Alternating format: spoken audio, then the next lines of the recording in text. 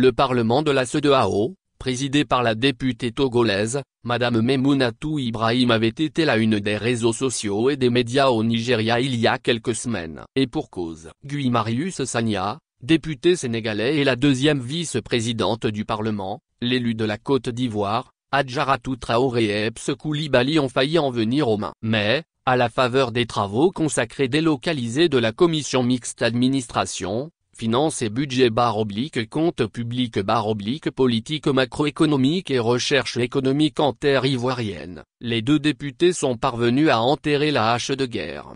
Du 12 au 16 août 2024, la Côte d'Ivoire abrite les travaux sur les finances et budget / compte public / politique macroéconomique et recherche économique. Ce rendez-vous important se déroule dans une atmosphère bon enfant contrairement au spectacle offert par la vice-présidente au Nigeria pour, dit-elle, recadrer Guy Marius Sagna.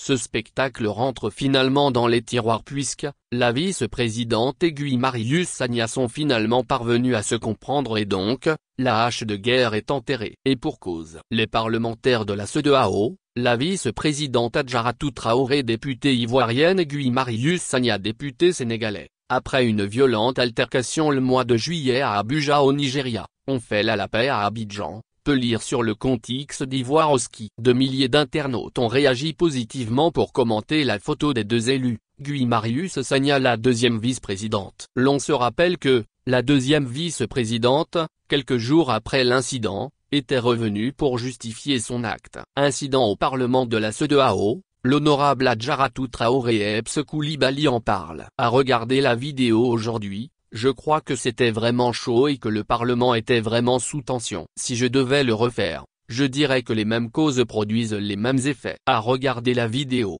des personnes pourraient penser que je venais m'en prendre à lui physiquement, mais non, ce n'est pas le cas. Je suis deuxième vice-présidente du Parlement de la CEDEAO, donc vu mon titre, je ne pouvais pas être à la tribune et continuer à discuter avec lui. Il fallait venir dans l'arène pour pouvoir prendre mon allure de député et discuter. Car à la base, je suis député avant d'être deuxième vice-présidente. Quand nous sommes à la table de séance, nous sommes appelés à diriger, donc on ne peut pas être juge et partie. Il faut savoir que nous avons l'habitude d'agir ainsi, car c'est le fonctionnement du Parlement. Quand il s'agit de discuter, on descend, et ce n'est pas la première fois que cela arrive dans un Parlement du monde vu que les débats sont parfois houleux.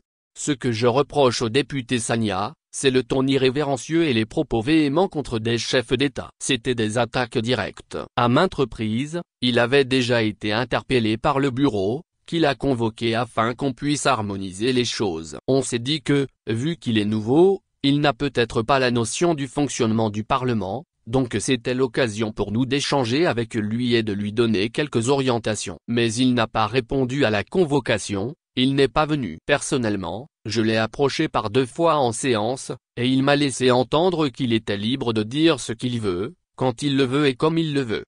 En réalité, je suis pour le fond de ce qu'il disait, mais pas pour la forme. Parce qu'en même temps que les chefs d'État nous mettent en mission, on ne peut pas venir les traiter de tous les noms et espérer que des avis qui leur seront soumis seront traités.